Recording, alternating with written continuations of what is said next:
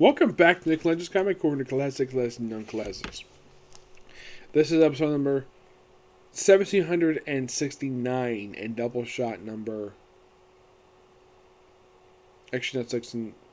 It was,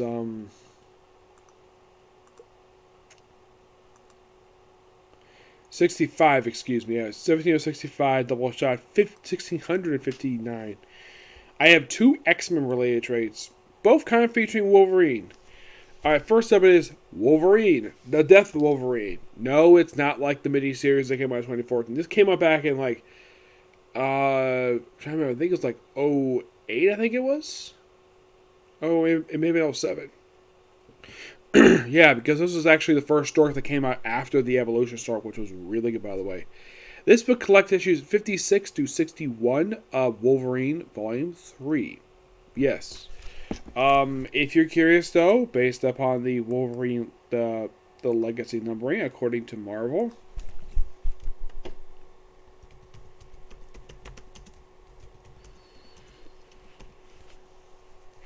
like, what is legacy numbering for these issues here? Well, according to legacy numbering,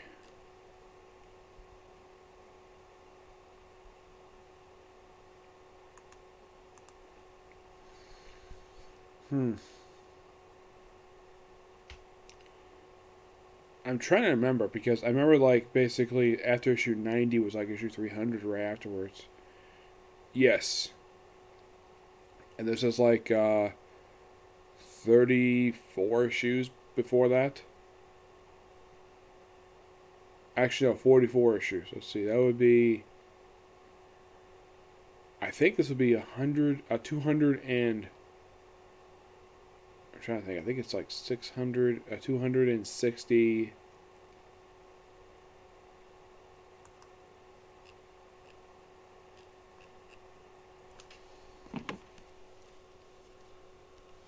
Let me take a look at here. Just be sure about that.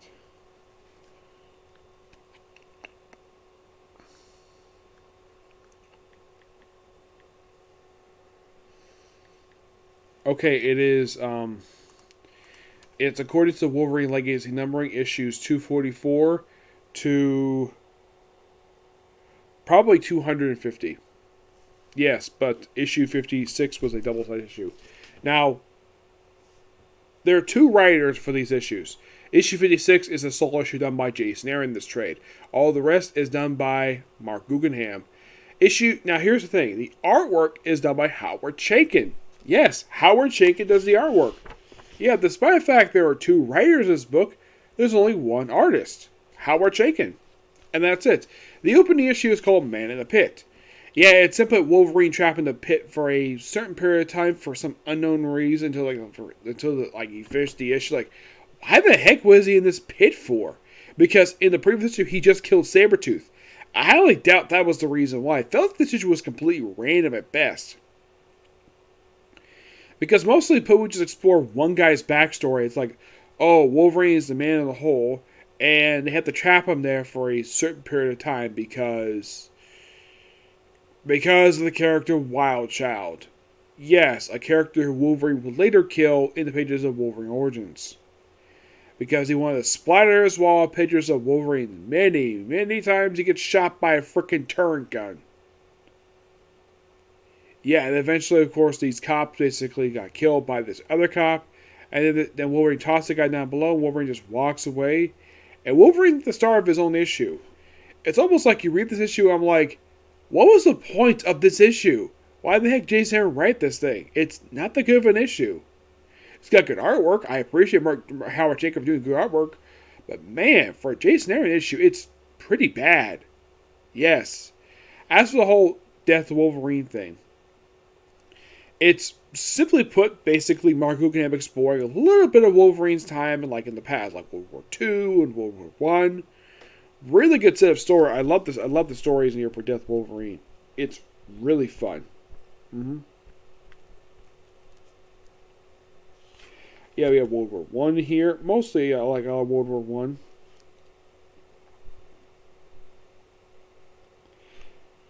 Yeah, jump back between World War One and modern day. What all appearance by Doctor Strange of all people. Yep, Doctor Strange. All because Wolverine's talking about the past, so... And it's all about death of this Lancean he actually met during the Civil War 1 tie-in. Yeah, apparently he was dating her for a while, and of course he was working alongside. Then she apparently dies. Yeah, she apparently dies. Like, she comes back here, and then she gets killed off for like no reason.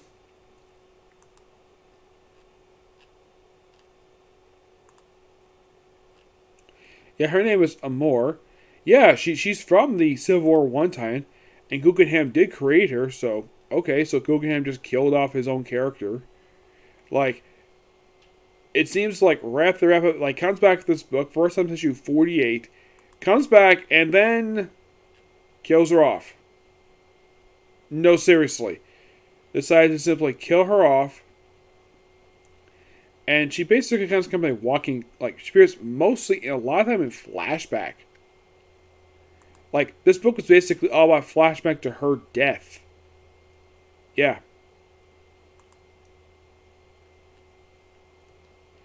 Now, there's a Wolverine annual release this period of time. I'm not going to review it right now. I might review it a little bit later. There's actually a couple annuals released. I might review those later on, per se. But, yeah. So, she's here throughout all these issues, basically in flashback. She's technically dead.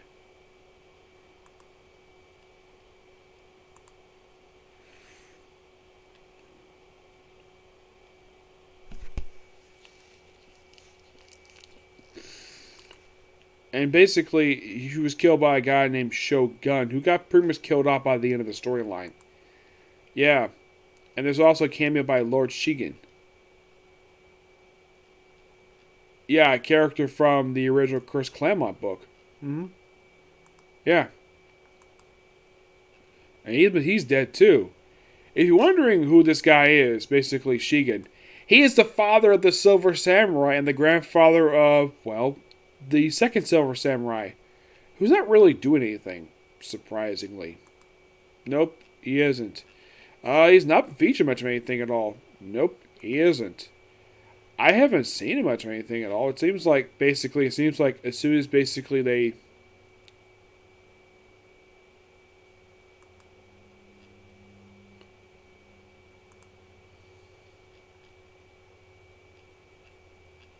Seems as soon as they brought back the original Silver Samurai, he's been dropped from the comics. Like, his last appearance was back in the pages of Old Man Logan.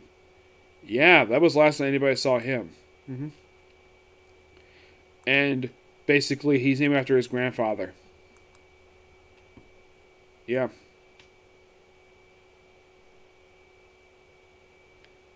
Now, his son is the famous Silver Samurai, one of the most popular characters from the X-Men comics. Even the first appearance of Daredevil, but he is technically a character who's associated with mostly Wolverine. Yeah.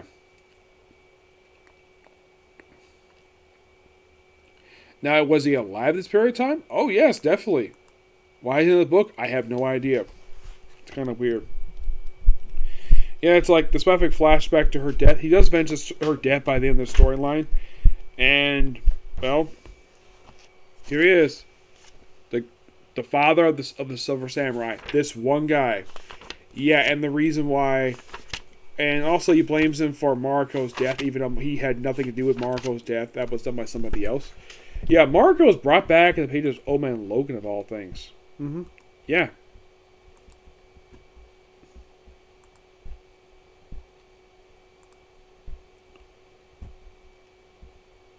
Yeah, Mariko, who was at one point Wolverine's fiancée. Yeah, she's still very much alive. She was killed she was actually killed just prior to this. Let's see.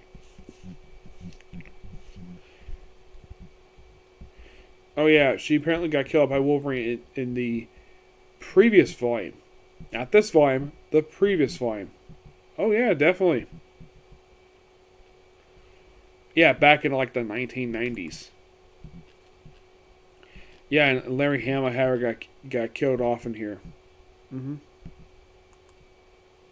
Yeah.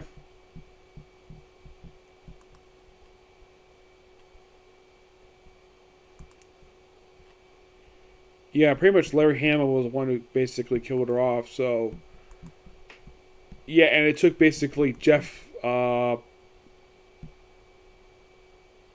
trying to remember who wrote the Wolverine Logan book to basically bring her back to life.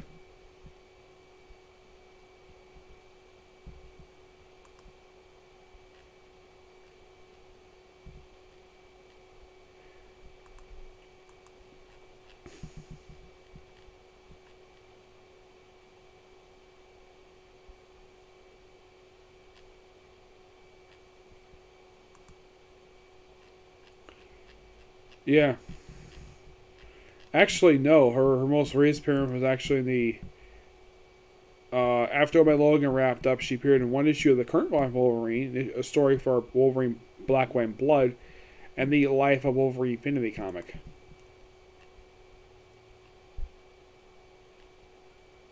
Yeah. Shoot.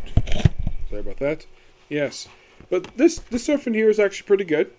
I think Guggenheim himself does a great job with basically the writing in here, and Howard Chaykin does a good job with the artwork.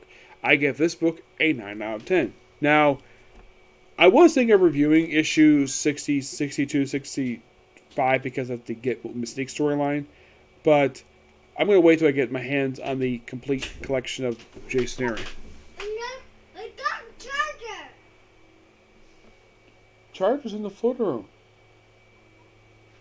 For the car. It's in the foot room, Oliver. We got charger. Which charger are you talking about?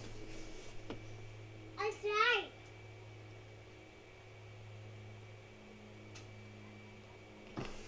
I'll take a look at it in a few minutes, Oliver. Okay. That was my nephew. Alright, next up is something really big. We have the extended cut of God Loves Man Kills, or X-Men God Loves Man Kills. This originally was published as Marvel Graphic Novel number 7. Yes, written by Chris Claremont, artwork by, this one's written by Brian Hitchen. The original artist, I don't think was this guy. Don't think so, no. Yeah, this is mostly the extended cut of this story. It's mostly put basically, like, it's a slightly longer story than the original one. Yeah, and it's told in the style of the 80s artwork. Yeah, it's almost like basically like Chris Claremont really had this story lying around, and he pretty much wanted to expand upon this classic story for years. Now, this story was loosely inspired, or at least loosely, like a little bit anyways, for X-Men 2. X2 X-Men United, because of William Stryker, because this book is basically his debut appearance. And this also book is the first appearance of the Purifiers, even though technically that's not true at all. They would actually not appear until just prior to Messiah Complex. That's when they first showed up. But this book is implied to be the first appearance. It's a groundwork for the group, the Purifiers, a basically terrorist organization who basically was inspired by the ideals of William Stryker, who is a preacher who talks about trying to kill off the mutants because they're basically like basically they agree with him. Basically, mutants are like they think are evil, but be executed. Seriously, like there's an infamous line here where he basically calls the whole thing with Nightcrawler. Like, you dare call that human? Yeah, he points to Nightcrawler. Yes, it's a very infamous scene of basically Nightcrawler's demonic appearance. That's not his fault. He was born that way. So don't blame him for that. Blame his freaking father, who's a demon. Yes. But this is mostly, a lot of the book is mostly told in flashback by Kitty Pryde to a friend of hers. This whole story, which came back in the 80s. Yes. For a story that came out not too long ago, actually. No, not really. This book only came out just a couple years ago. But I didn't read it at the time because I read God Loves Man Kills. I figured I'd wait to the trade. It was basically a 2-issue miniseries. But yeah, this is good. Really good. I give this book a 9.5. Basically, I'm going to give it a 10 out of 10 because just classic story. Just more expansion upon it. Yep. Mm-hmm.